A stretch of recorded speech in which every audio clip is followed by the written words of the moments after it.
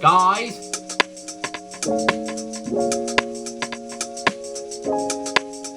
welcome back to my channel and welcome to what should be a good, fun video, hopefully. So lots of people will give you lots of tips on what to take to university, and they can definitely do it better than I can. But I thought I would give you my top 5 random things you may not have thought of that you should bring to uni. So let's get started. And if you like this video, please give it a thumbs up, subscribe if you haven't already, and leave a comment with any questions you might have, or to just tell me that I'm a bit crazy. That's also fair enough. Here we go. Okay, number 1, an extension lead. Absolutely vital in this day and age of technology and electronics and gadgets and all of that stuff that most of the time I don't understand.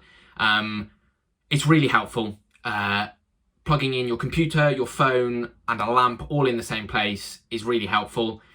So yeah, I fully recommend you bring 1, maybe 2 of these. Make sure they're fairly modern, because sometimes university accommodation doesn't really like you having things that could set fire in them, and extension leads or those little brick things aren't great. But yeah, that is number 1. Number 2 is a student bank account. These come in all shapes and sizes. I recommend the Santander, what's it called? 123 student current account, I think, literally. I think you get a 1,500 quid overdraft and a 16 to 25 rail card for free, which is brilliant, and that covers you for 3 years. So I never thought I would need a rail card. I didn't think I'd be taking the train much, but when you're at uni, you find yourself doing it a lot more than you might think. I tend to go back home once a term just to have a bit of a break, and I take the train there, I take the train back, and it makes my life a lot cheaper. Other things like going on a trip to, I don't know, London or the nearest big city with your friends, you might do that by train. It makes things cheaper. And having an overdraft, even if you don't plan on using it, is a good bit of insurance. So a student current account is a good one. Number 3 is something that makes you feel good.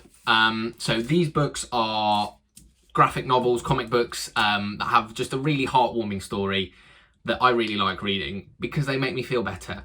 Uni can be lonely, it can be hard work, it can be really stressful at times, and sometimes it's just nice to sit and do something that you know will make you feel better. Obviously, calling your family and talking to your friends about this stuff is really helpful, but sometimes you do just need some comfort of some description that doesn't come from other people. So this might be bringing your Netflix account. I mean, if that's what makes you feel good, take that with you. Books, like I have, a cuddly toy, that's always nice to snuggle down with after a long, hard day. Your favourite snack that you know you can only buy at home. Not sure why that would be the case, but you get the idea. Bring something that makes you feel calm, that makes you feel comfortable, that lets you forget about the stresses of university life. Number 4, cough sweets or some form of sore throaty type thing. Freshers Week is crazy. Loads of new people all coming together all at the same time is a recipe for illness. So bring some paracetamol, bring some cough sweets, bring whatever you know will sort you out if you have a terrible headache, really sore throat, or you feel sick. Unfortunately, it's really hard to avoid freshers flu because you've just got all these new people coming around mixing together. I was quite lucky. I had it quite mildly. I just had a sore throat for 2-3 days, but some people were bedridden for a week with it, which is not great considering you're about to start your further education. Now, the last one. If you think these first 4 have been a bit random, which they definitely have, this last one is going to shock some people, I think. So lots of people say, bring a big IKEA bag with you to university to use for laundry. Now, I say no. Go one step further and use a laundry rucksack. Find yourself a really cheap, massive rucksack I used to swim competitively, so I have sort of just the general one that we all used. It's big, you can fit loads of stuff in it, and it's just a lot more fun to carry on your back than carrying a bag that's not even meant to really be carried down by your side. Lots of laundry can be very heavy, and if you're walking even just 2-3 minutes to get to a laundry room, it can get very tiring.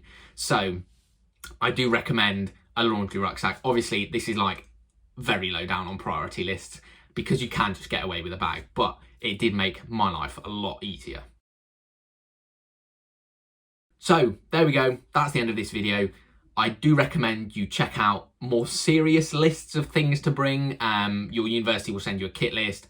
There are lots of videos on YouTube to help you decide what you might need, might not need, depending on whether you have a kitchen or not. But these are my sort of 5 things that just sprung to mind that made me think, oh, I'm glad I brought those with me. So yeah, if you enjoyed this video, give it a thumbs up. If you have any questions about what is going on inside my brain, do stick it in the comment section below. I'll get back to you. And subscribe if you haven't already, because I've got plenty more stuff coming. So stay tuned.